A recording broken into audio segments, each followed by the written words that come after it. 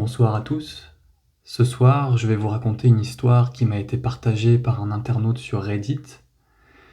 Une histoire qui, je l'espère, vous tiendra en haleine jusqu'à la dernière seconde. Une expérience qui mêle l'innocence de l'enfance à l'horreur pure. Alors installez-vous confortablement, éteignez la lumière et laissez-vous emporter par le récit glaçant. Il y a des choses qu'on garde pour soi toute une vie, non pas parce qu'on veut les oublier, mais parce qu'on a peur que personne nous croie. Ce que je vais vous raconter ce soir n'est pas un rêve, ni un cauchemar, ni une hallucination. C'est un souvenir que j'ai gardé enfoui pendant des années. Et ce soir, pour toute la première fois, je vais vous dire exactement ce que j'ai vu et ce que j'ai ressenti. Ce qui m'a poursuivi pendant plus de 15 ans. C'était l'été, j'avais 12 ans. À cet âge-là, les nuits sont faites pour ne pas dormir. Mon cousin, un peu plus vieux que moi, était venu vivre à la maison pour quelques semaines. Il s'était cassé le genou et ne pouvait pas se déplacer seul. On passait nos soirées comme tous les ados, jeux vidéo jusqu'à pas d'heure, snacks, rire étouffé pour ne pas réveiller les parents. C'était une période insouciante. Du moins, je le croyais. Un soir, il était un peu plus de minuit. J'étais seul dans ma chambre, casque sur les oreilles, concentré sur un jeu que je voulais finir. Mon cousin était dans le salon. On était les seuls à la maison. Je me rappelle encore la lumière bleue de l'écran, le ronronnement de la console et ce sentiment de confort, de sécurité. Mais tout ça a volé en éclats quand j'ai entendu quelque chose. Au début, c'était juste un bruit, un frottement, comme si quelque chose rampait ou traînait contre le sol du couloir. J'ai mis pause, retiré mon casque et j'ai écouté. Le bruit revenait lentement, un son visqueux, irrégulier. Je me suis retourné vers la porte et là, je l'ai vu. Quelque chose ou quelqu'un rampait dans ma direction, à quatre pattes, mais son corps n'était pas normal, c'était disloqué, les bras trop longs, la tête penchée sur le côté, comme si elle ne tenait plus. Et surtout, il n'y avait aucun son, à part ce grattement contre le sol. Je me suis figé, mon cerveau refusait d'accepter ce que mes yeux voyaient. Puis j'ai pensé à mon cousin. Peut-être qu'il me faisait une blague. Mais non. Il avait une attelle sur toute la jambe. Il ne pouvait même pas marcher sans béquille. Alors c'était quoi ça? Mon corps a réagi avant mon esprit. J'ai bondi hors de ma chaise et couru. J'ai traversé le couloir sans me retourner. J'ai hurlé le nom de mon cousin. Il était là, dans le salon, surpris, l'air paniqué en me voyant. Il m'a demandé ce qui se passait. Je lui ai dit « Il y a quelqu'un, il y a quelque chose dans le couloir !» Il a voulu aller voir, mais il ne pouvait pas se déplacer vite. Moi, je refusais de retourner là-bas. J'ai dormi dans le salon cette nuit-là, lumière allumée, télé allumée, et malgré ça, j'ai à peine fermé l'œil. Pendant les jours qui ont suivi, j'ai évité ma chambre autant que possible. J'y allais en plein jour, jamais la nuit et jamais seul. Mon cousin ne m'avait jamais dit qu'il me croyait vraiment, mais je sentais qu'il y avait un malaise, comme s'il avait senti quelque chose lui aussi sans vouloir le dire. Pendant une semaine, j'ai dormi sur le canapé. J'avais cette impression constante que la chose m'avait vu, qu'elle savait où j'étais, qu'elle attendait. Et puis, petit à petit, la peur a diminué, le quotidien a repris, les jeux vidéo, les bêtises, les rires. On est bon à ça, les gamins. Mais cette nuit-là ne m'a jamais quitté. Je suis resté dans cette maison 6 années de plus, et jamais, je ne dis bien jamais, je n'ai revu cette chose. Mais la chambre, cette chambre, elle n'a plus jamais été la même. Même des années plus tard, en plein jour, j'avais du mal à y rester seul plus de quelques minutes. J'avais toujours ce sentiment oppressant, comme si on m'observait. Parfois, la nuit, je me réveillais avec cette sensation d'être épié. Pas un bruit, pas un mouvement, mais une présence furtive et froide. Je n'en ai jamais parlé à mes parents ni à mes amis. Personne n'aurait compris, ou pire, ils m'auraient pris pour un fou. Alors, j'ai gardé le silence. Aujourd'hui, j'ai déménagé, j'ai ma propre vie, loin de cette maison. Mais parfois, en pleine nuit, je repense à cette silhouette, cette chose. Cette histoire soulève de nombreuses questions. Était-ce une hallucination due à la peur, un rêve éveillé, ou bien cette créature appartenait-elle à un autre monde, un monde parallèle au nôtre? Les témoignages de ce genre sont nombreux, et chacun d'entre eux laisse une empreinte indélébile dans l'esprit de ceux qui les vivent. Et vous, avez-vous déjà vécu une expérience similaire? Tu connais cette sensation bizarre, ce frisson dans la nuque, comme si quelqu'un t'observait? Comme si, dans une maison vide, il y avait autre chose? Moi aussi, j'ai toujours cru que c'était juste le vent ou mon imagination. Mais il y a une chose que j'ai entendue une nuit chez mes grands-parents, et je n'ai jamais trouvé d'explication. Je devais avoir 10 ou 11 ans. Comme chaque été, je passais quelques jours chez mes grands-parents dans leur maison à la campagne. Une vieille bâtisse, pas inquiétante du tout, au contraire, paisible, rassurante, pleine de souvenirs et de chaleur.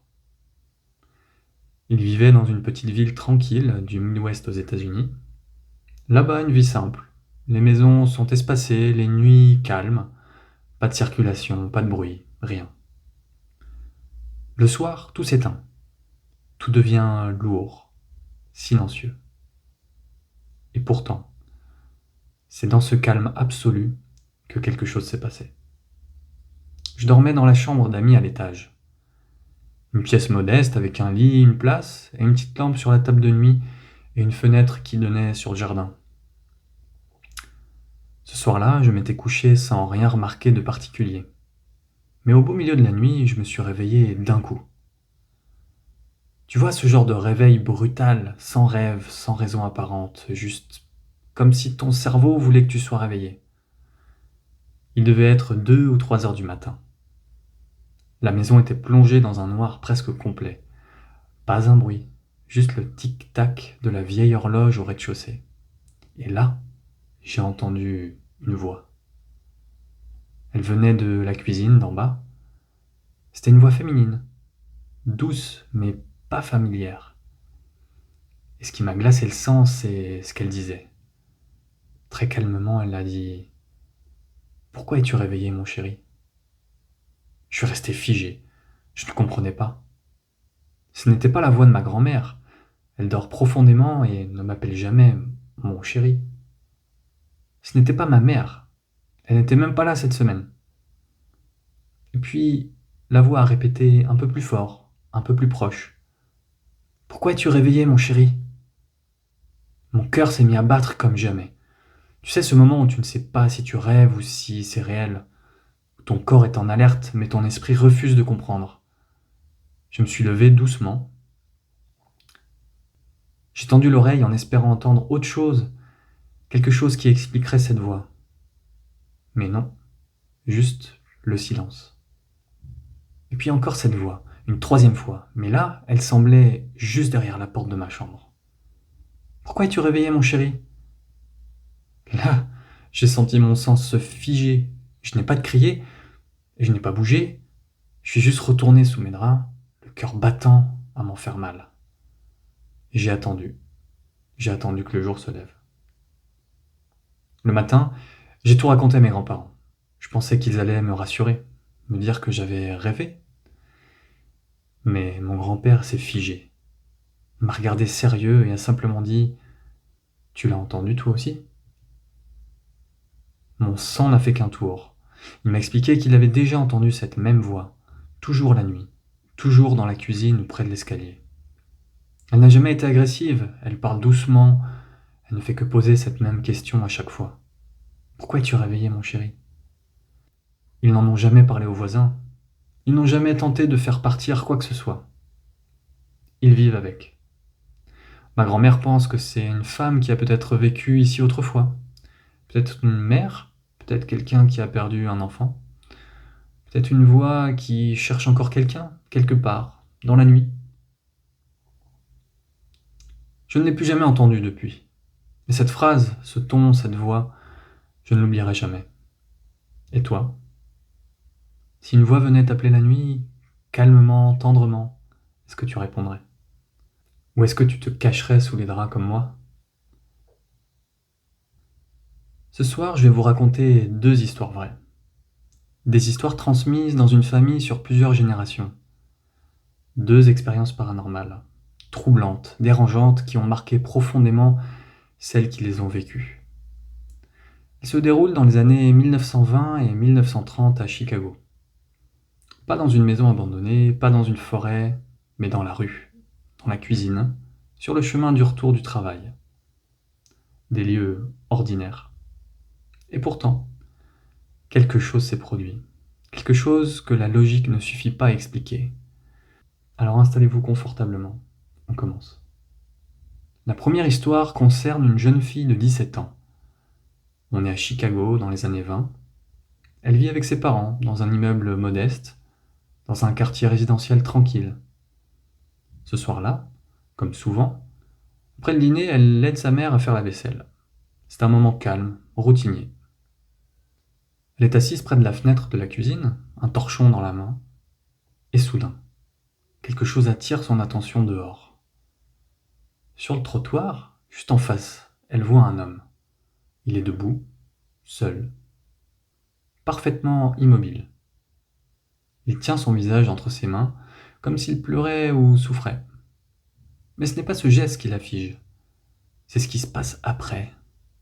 L'homme enlève lentement ses mains de son visage, et là, elle voit. Son visage est défiguré, totalement déformé, couvert de sang. Ses traits sont comme effondrés, brisés. Elle est pétrifiée. Elle pense d'abord qu'il est blessé, mais elle reste debout, impassible. Et puis il recommence. Il remet ses mains devant son visage et les enlève à nouveau. Toujours ce visage, toujours ensanglanté. Le même mouvement, encore et encore. Comme une boucle, comme un disque rayé. Elle appelle sa mère, paniquée. Elle crie « Maman, viens voir, il y a un homme dehors, il a besoin d'aide !» Sa mère arrive en courant, mais quand elle regarde ensemble, il n'y a plus personne. Le trottoir est vide. Pas un bruit, pas une trace. Comme s'il n'y avait jamais eu d'homme. Sa mère lui dit « Tu as dû rêver les yeux ouverts, ma chérie. Tu as dû t'assoupir. » Mais elle le sait. Elle en est sûre. Elle l'a vu. Son cerveau a imprimé cette scène avec une précision qu'un rêve ne permet pas. Et surtout, ce n'était pas fini. Quelques jours plus tard, le gardien de l'immeuble leur raconte une chose étrange. Il leur dit « Vous savez qu'un peintre est mort juste devant le bâtiment ?» Ils apprennent qu'un homme est tombé d'une échelle alors qu'il repeignait une fenêtre au 3e étage. Il est mort sur le coup, en heurtant le trottoir, exactement à l'endroit où la jeune fille avait vu l'homme ensanglanté. Est-ce que c'était son esprit? Une répétition de son dernier instant? Est-ce que certains traumatismes laissent une trace, une sorte d'écho figé dans le temps? Quoi qu'il en soit, cette image ne l'a jamais quittée.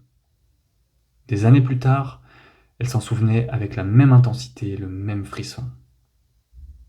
Mais ce n'est pas la seule fois que cette famille allait être confrontée à l'inexplicable. Quelques années plus tard, un autre événement étrange se produit, différent, mais tout aussi troublant. La jeune fille est désormais une jeune femme. Elle travaille dans une usine avec une amie, et ce soir-là, elle termine leur service très tard.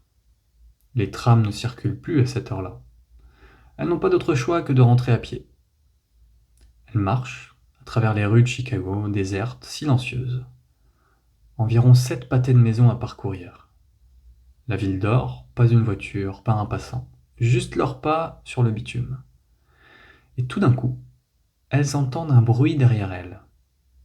Un petit cliquetis régulier, des roues, un vélo. Elles se retournent à peine et voient un enfant les dépasser. Un petit garçon, sur un vélo, qui fonce droit devant lui sans les regarder. Il disparaît dans la nuit.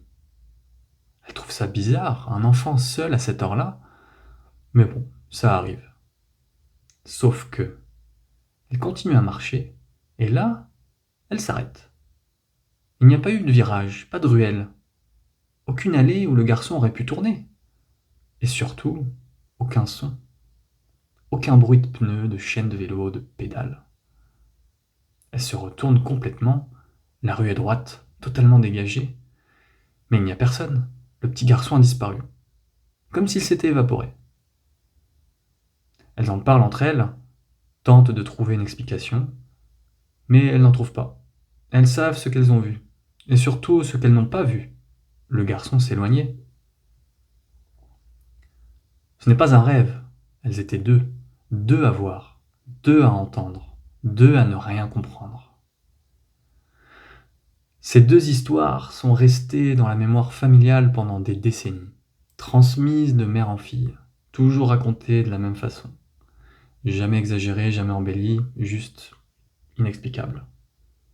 Ce qui est fascinant, c'est que ces apparitions ne viennent pas d'un film d'horreur, elles ne se déroulent pas dans un château hanté ou une crypte ancienne, elles ont eu lieu là où la vie suit son cours, dans une cuisine, sur un trottoir, en rentrant du travail. Est-ce que certaines choses nous échappent? Est-ce que la mort laisse parfois une empreinte, un souvenir figé, visible uniquement par certains? Est-ce qu'on peut vraiment balayer tout ça d'un revers de main? Dites-moi en commentaire ce que vous en pensez de ces histoires. Vous y croyez? Vous avez vécu quelque chose de similaire? Je lis tous vos retours dans les commentaires. On se retrouve très bientôt pour un nouveau mystère.